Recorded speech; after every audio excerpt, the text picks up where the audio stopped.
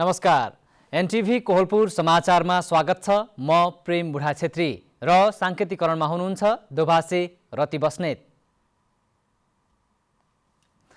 विपन्न तथा न्यून आय भएका व्यक्ति र महिलाहरूलाई सदस्य बनाई बचत सङ्कलन गरी सामूहिक जमानीको आर्थिक सहयोगबाट लघु उद्यम व्यवसाय सञ्चालनमा सघाउने भन्दै वित्तीय संस्था खोलेका छन्। बिना धितो लघु कर्जा प्रवाह गर्ने भनेका लघु वित्त संस्थाको आतंकका कारण ऋणीहरूको भागाभागको अवस्था कसरी आयो? आजको समाचारमा उद्यमशीलताका नाममा वित्तीय संस्थाले उठिवास लगाएका गुल्मीको प्रसङ्ग छ। त्यो बाहेक पूर्वी युक्रेनमा सेना परिचालन गर्न रुसको निर्देशनपछि विश्वका शक्तिशाली राष्ट्रहरूबीच झन चर्किएको तनावको पछिल्लो अवस्था देखाउँछौँ। तर सुरुमा प्रमुख समाचार। उद्यमशीलताका नाममा गुल्मीमा लघुवित्त संस्थाको मनोमानी र आतंक, ऋणको मासिक किस्ता तिर्न नसक्दा महिलाहरू घर छोड्दै सङ्घर्ष समिति गठन। रेबिज रोग विरुद्ध दाङमा कुकुरको बन्ध्याकरण र अनिवार्य खोप लगाउने अभियान, कुकुरको टोकाइका घटनाहरू न्यूनीकरण गर्ने उद्देश्य। स्थानीय तहको चुनावका लागि आवश्यक खर्च कटौती गर्ने निर्वाचन आयोगको तयारी, सरकारसँग 8 अर्ब 95 करोड रुपैयाँ माग। रुसले युक्रेनमा सेना परिचालनको निर्देशन दिएपछि रुस र युक्रेन बीच तनाव चुलियो, शक्ति राष्ट्रहरू रुसको विपक्षमा, चीन र भारत तटस्थ। र आइसिसी टी20 विश्वकप ग्लोबल छनौटमा नेपाल युएईसँग पराजित, दोस्रो पटक विश्वकपमा छनौट हुने अवसरबाट नेपाल चुक्यो।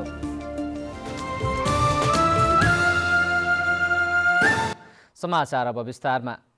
सहर बजारदेखि गाउँ-गाउँसम्म फैलिएका लघुवित्त संस्थाहरूले महिलाहरूलाई उत्पादन र आत्मनिर्भर बनाउन सिकाउनु पर्ने हो।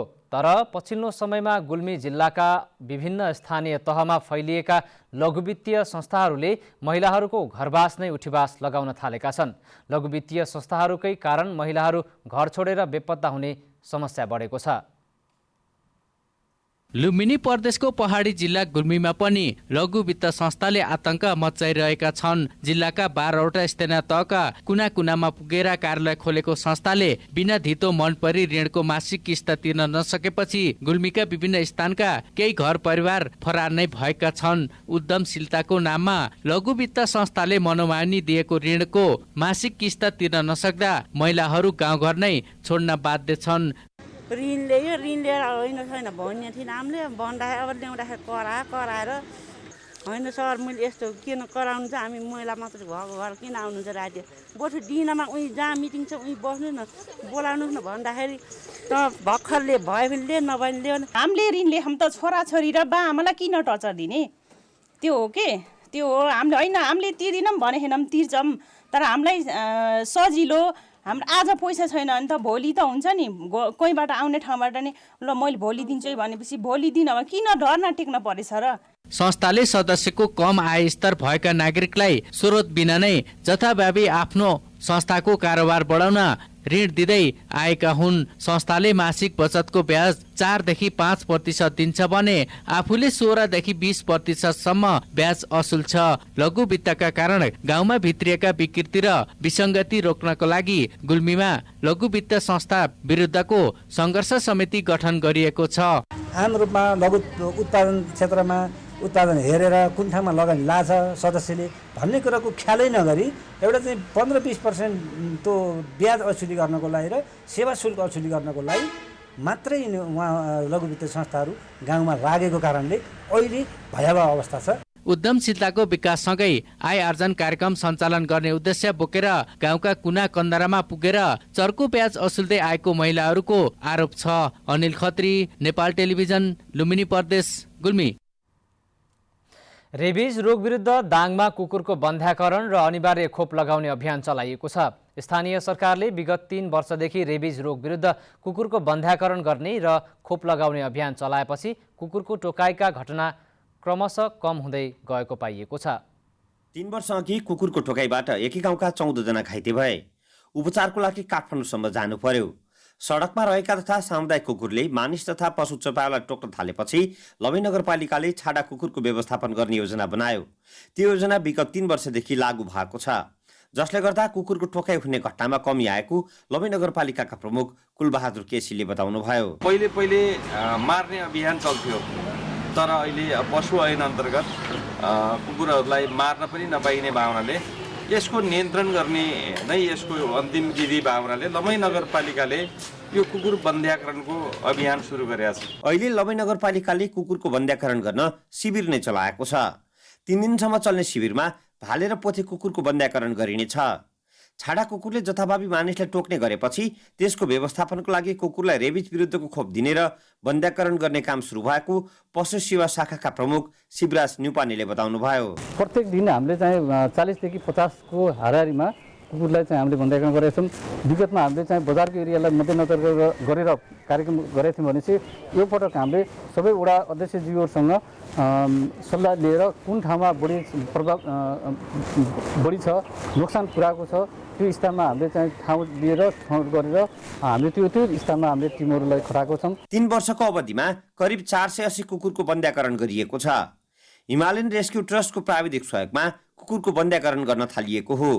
पछिल्लो समय सामुदायिक कुकुरको व्यवस्थापनको लागि बन्ध्याकरण अभियान प्रभावकारी भएको डाक्टर सोनिया गुरुङले बताउनुभयो। जुन हाम्रो स्ट्रिट डग्सहरू छ तिनीहरूको पपुलेसन चाहिँ एकदम घटाउन एकदम मद्दत भएको छ हैन। र त्यसले गर्दा चाहिँ अब लावारिस छोड्ने हैन पप्पिसहरू त्यसले गर्दा चाहिँ त्यो चाहिँ धेरै कम भएको छ। रेबिज संक्रमित कुकुरको टोकाइबाट मानिस तथा पशु चौपायामा रेबिज फैलन सक्ने जोखिम छ, जसका लागि सामुदायिक कुकुरलाई नियमित खोप लगाउने र व्यवस्थापनको लागि बन्ध्याकरण गर्ने उपाय विकल्प बन्न सक्ने देखिन्छ। दशरथ घिमिरे, नेपाल टेलिभिजन, लुम्बिनी प्रदेश, दाङ।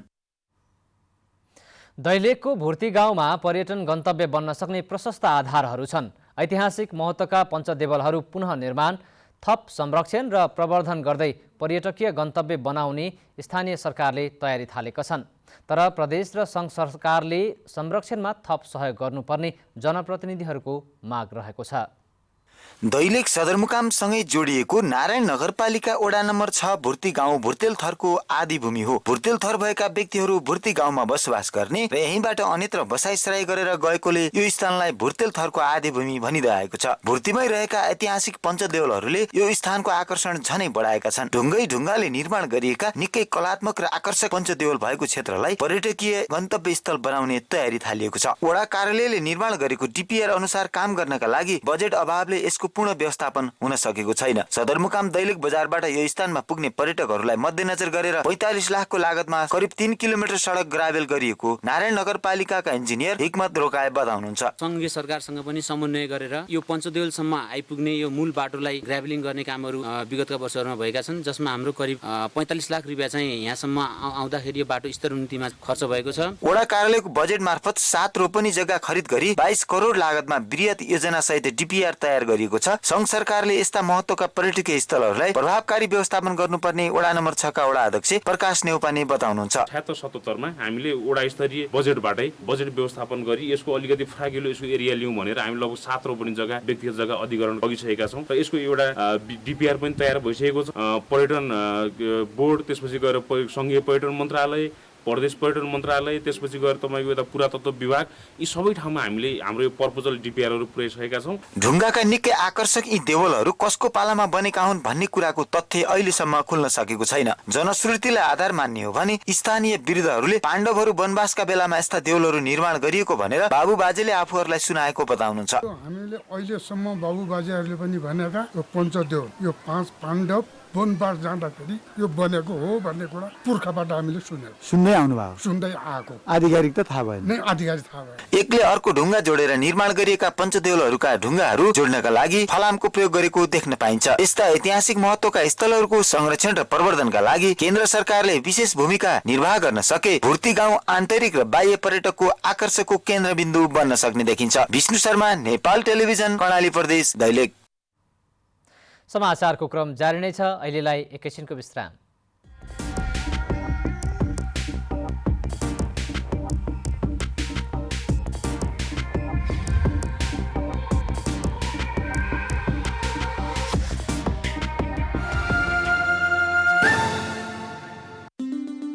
राष्ट्रको पत्रिका हाम्रो गौरव, एउटा सिङ्गो इतिहास अनि युग प्रतिनिधि गोरखापत्र। अब कोहलपुरबाट पश्चिम क्षेत्रको आफ्नै संस्करण हरेक बिहान तपाईको आँगनमा। लुम्बिनी, कर्णाली र सुदूरपश्चिम प्रदेशका लागि गोरखापत्र संस्थानका प्रकाशनहरूमा वार्षिक ग्राहक विशेष छुट योजना। गोरखापत्र दैनिक रु 3000 रु 1500 नगद छुट, साथमा मधुपर्क युवा मञ्च र मुना मध्ये एक उपहार। नगद छुट नलिएमा द राइजिङ नेपाल र कुनै एक मासिक प्रकाशन एक प्रति उपहार। द राइजिङ नेपाल ग्राहक बनेमा रु 1500 रु 500 नगद छुट, साथमा एक प्रति मासिक प्रकाशन। नगद छुट नलिएमा सम्पूर्ण मासिक प्रकाशनहरू उपहार। गोरखापत्र संस्थान, पश्चिम क्षेत्र कोहलपुर संस्करण प्रकाशन गृह, कोहलपुर बाँके। Kohalpur phone number 081 531 622, 98 140 251 674, 98 60 059 947। बुटवल 071 543 376, 98 49 645 306, 98 66 580 325। सुर्खेत 98 49 034 231, 083 590 060 र धनगढी 091 412 043, 98 58 421 801।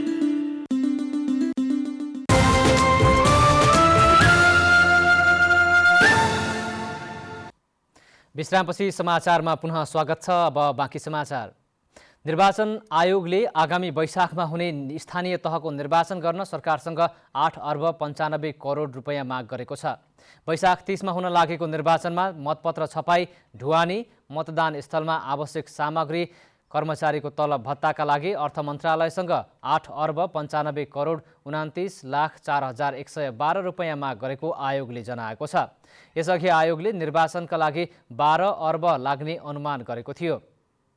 स्थानीय तहमा रहेका कर्मचारीलाई नै मतदान स्थल र केन्द्रमा खटाउने, नियुक्ति लिन जिल्लामा आउन नपर्ने भएपछि खर्च कटौती भएको आयोगका प्रवक्ता शालिग्राम शर्माले बताउनुभयो। यस वर्ष निर्वाचनमा खटिने कर्मचारीको भत्तामा झन्डै 40% कटौती गरेको आयोगले जनाएको छ। अघिल्लो वर्ष तलबको 121% र अरू सुविधासहित 140 सम्म निर्वाचन भत्ता लिएकामा यसपटक 100% मात्रै दिन लागि आयोगका प्रवक्ता शालिग्राम शर्मा पौडेलले बताउनुभयो। मतदाता शिक्षा खर्चमा अघिल्लो निर्वाचनमा 70 करोड खर्च भएकामा यसपटक 20 करोड मात्रै छुट्याइएको आयोगले जनाएको छ। दोस्रो कार्यकालका लागि स्थानीय तहको निर्वाचनको तयारी भइरहँदा पहिलो कार्यकालमा तपाईले आफ्नो स्थानीय तहमा के कस्तो परिवर्तन पाउनुभयो भनेर आज हामीले दाङका केही नागरिकलाई सोधेका छौँ। हेरौँ आजको आवाजमा।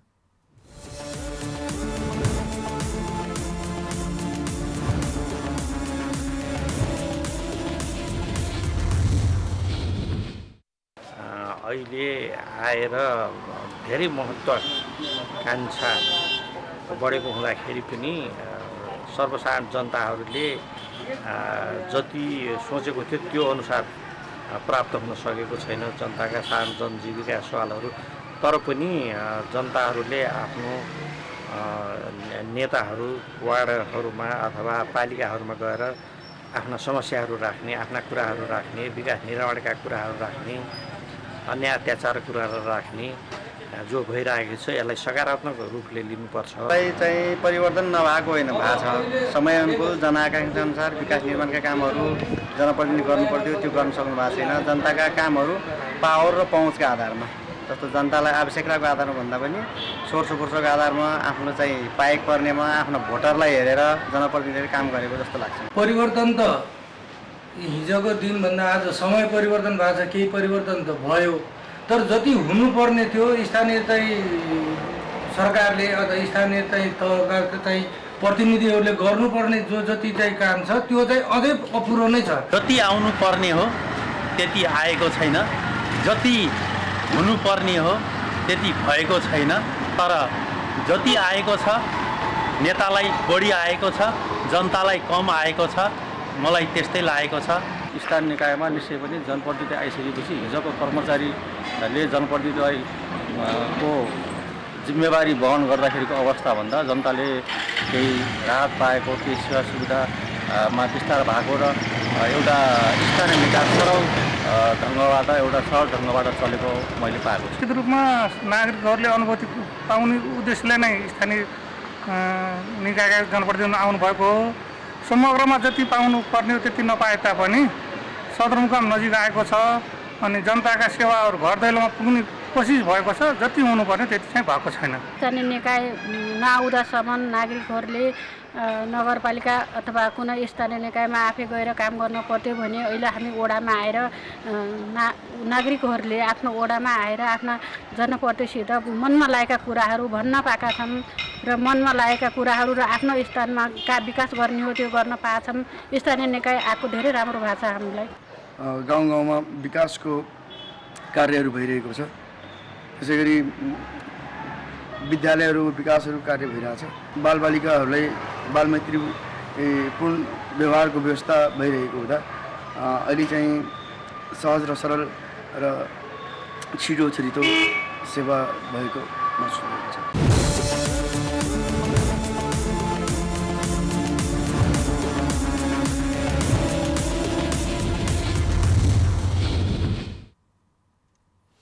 सल्यानका महिलाहरू सिलाइ कटाई पेसाबाटै आत्मनिर्भर बन्दै गएका छन्। सल्यानको सदरमुकाम खलङ्गा र श्रीनगर क्षेत्रमा मात्रै करिब 1.5 दर्जन बढी सिलाइ कटाई सेन्टरहरू सञ्चालन भएका छन्। सिलाइ कटाई पेसामा सहभागी भएर आय आर्जनमा सक्रिय महिलाहरूको उद्यमका कारण सम्मान र आत्मविश्वास बढेको छ। सल्यानका महिलाहरू सिलाइ कटाई पेसाबाटै आत्मनिर्भर बन्दै गएका छन्। सल्यानको सदरमुकाम खलङ्गा श्रीनगर क्षेत्रमा मात्रै करिब 1.5 दर्जन बढी सिलाइ कटाई सेन्टरहरू सञ्चालन गरी महिलाहरू आत्मनिर्भर बन्दै गएका छन्।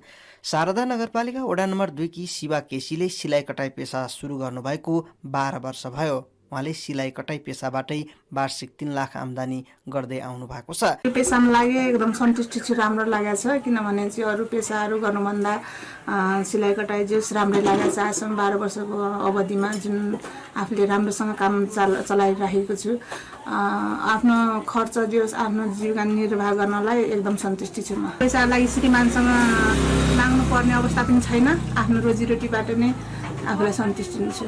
रोजगारीका लागि भौतारिनु भएकी कालीमाटी गाउँपालिका रामपुरकी सुमित्रा पुनले 3 वर्ष पहिलेदेखि सिलाइ कटाई तालिम लिएर श्रीनगरमा सिलाइ कटाई व्यवसाय सुरु गर्नु भएको छ। सिलाइ कटाई व्यवसाय सुरु गर्दा कमाइ हुन्छ कि नै भन्ने आशंकाका बीचबाट सिलाइ कटाई पसल राखे पनि अहिले भने मनङ्गी आम्दानी गरेको उहाँको भनाइ छ। सन्तुष्ट छु भन्न अब यस्तो यो काम सिकेको हुनाले धेरै फाइदा पनि जस्तो आफ्नो हातमा सिप भएपछि आफूले नै अगाडि बढेर लड्ने अनि आफूसँग भएको पैसा हो भने अरूले कमाएको आफै आउँदैन, आफूले कमाएको महिना 20-25 हजार हुन्छ, त्यही नै हो।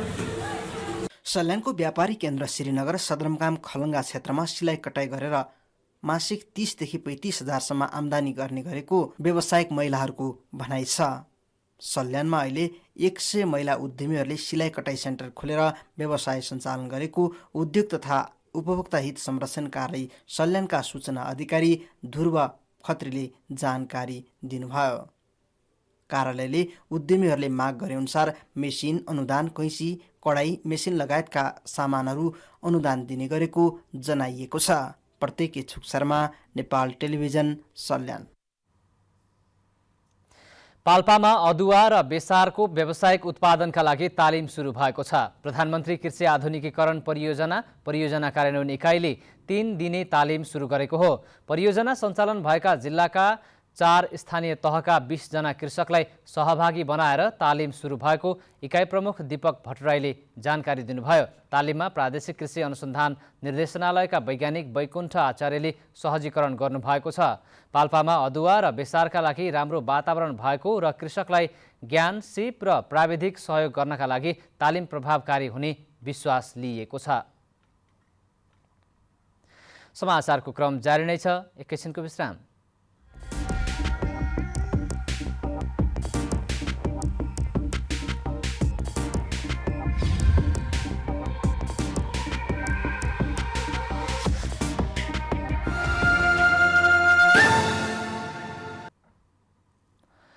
तपाईं एनटिभी कोहलपुर हेर्दै हुनुहुन्छ। अब बाँकी समाचार।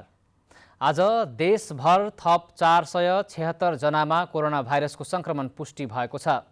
9424 जनाको कोरोना परीक्षण गर्दा पीसीआर विधिबाट 279 जना तथा एन्टिजेन विधिबाट 177 जनामा संक्रमण पुष्टि भएको स्वास्थ्य तथा जनसङ्ख्या मन्त्रालयले जनाएको छ।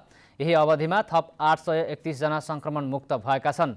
नेपालमा हाल 10,700 47 जना सक्रिय संक्रमित रहेका छन्।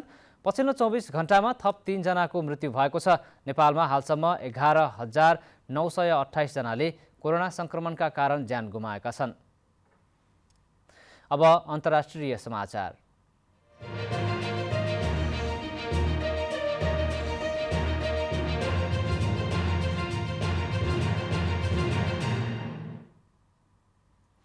रुसका राष्ट्रपति भ्लादिमिर पुटिनले पूर्वी युक्रेनका डेनेस्टक र लुहान्स्कलाई स्वतन्त्र राज्यको मान्यता दिँदै आफ्ना सेनालाई परिचालन गर्ने घोषणा गरेसँगै शक्ति राष्ट्रहरूबीच तनाव चुलिएको छ।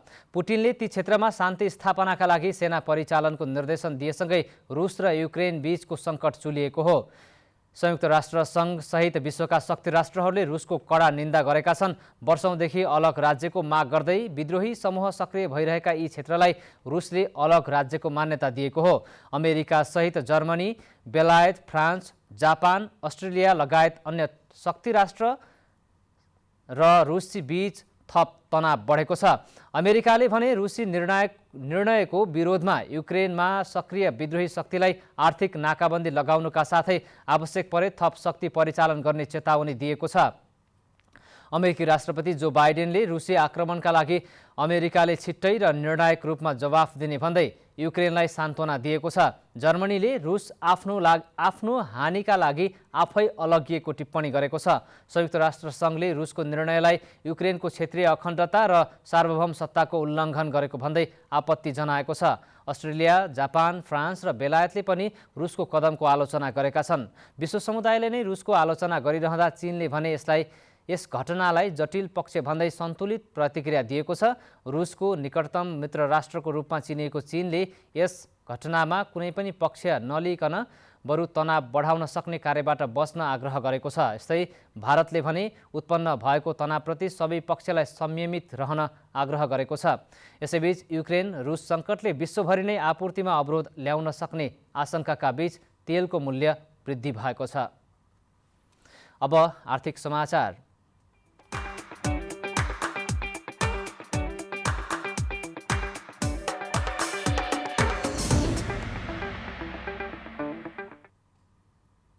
शेयर बजार परिसूचक नेप्से आज 17 अङ्कले भन्दा धेरै अङ्कले बढेको छ। नेप्से आज 17.42 अङ्कले बढेर 2735.42 बिन्दुमा पुगेको छ। आज उत्पादन र लगानी समूह बाहेक सबै समूहको शेयर बढेको छ।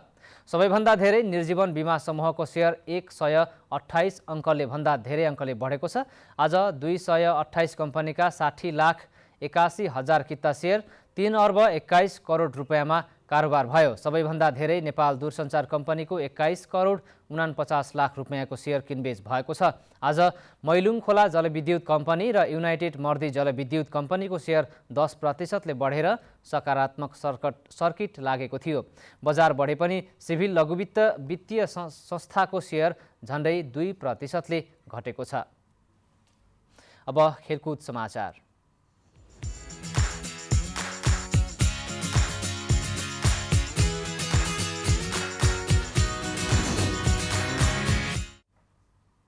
नेपालको आइसिसी टी20 विश्वकप क्रिकेट खेल्ने सपना अब पुरै रहेको छ। आज भएको आइसिसी टी20 विश्वकप क्रिकेटको ग्लोबल छनौटको सेमिफाइनलमा संयुक्त अरब इमिरेट्स UAE-सँग 68 रनले हारेसँगै नेपालको सपना अधुरै रहेको हो।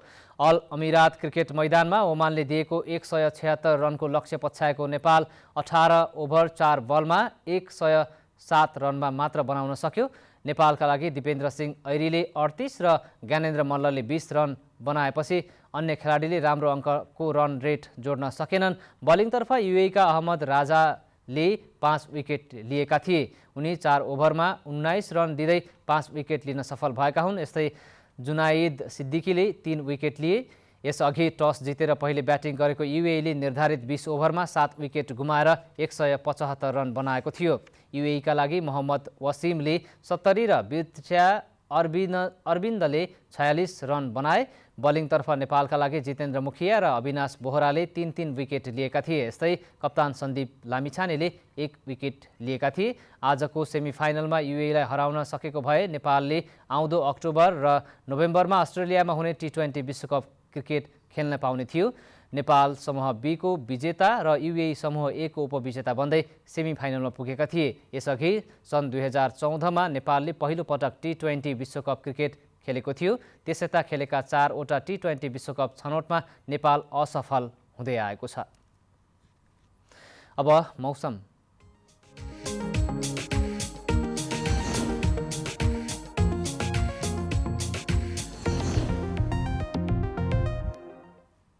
आज प्रदेश 1, बागमती प्रदेश तथा गण्डकी प्रदेशका उच्च पहाडी तथा हिमाली भूभागका थोरै स्थानहरूमा हल्का हिमपात र बाँकी भूभागमा मौसम सामान्यतया सफा रह्यो। यस्तै आज राति सुदूरपश्चिम कर्णाली तथा गण्डकी प्रदेशका उच्च पहाडी तथा हिमाली भूभागका केही स्थानमा हल्कादेखि मध्यम हिमपातको सम्भावना रहेको छ। अब मौसम सम्बन्धी थप विवरण।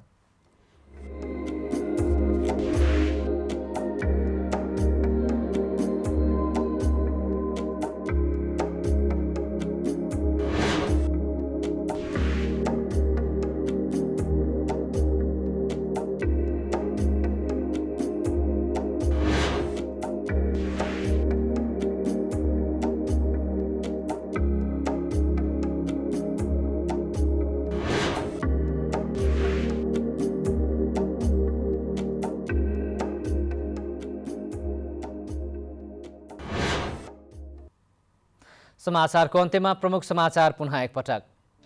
उद्यमशीलताका नाममा गुल्मीमा लघुवित्त संस्थाको मनोमानी र आतंक, ऋणको मासिक किस्ता तिर्न नसक्दा महिलाहरू घर छोड्दै सङ्घर्ष समिति गठन। रेबिज रोग विरुद्ध दाङमा कुकुरको बन्ध्याकरण र अनिवार्य खोप लगाउने अभियान, कुकुरको टोकाइका घटनाहरू न्यूनीकरण गर्ने उद्देश्य। स्थानीय तहको चुनावका लागि आवश्यक खर्च कटौती गर्ने निर्वाचन आयोगको तयारी, सरकारसँग 8 अर्ब 95 करोड रुपैयाँ माग। रुसले युक्रेनमा सेना परिचालनको निर्देशन दिएपछि रुस र युक्रेन बीच तनाव चुलियो, शक्ति राष्ट्रहरू रुसको विपक्षमा, चीन र भारत तटस्थ। र आइसिसी T20 विश्वकप ग्लोबल छनौटमा नेपाल युएईसँग पराजित, दोस्रो पटक विश्वकपमा छनौट हुने अवसरबाट नेपाल चुक्यो।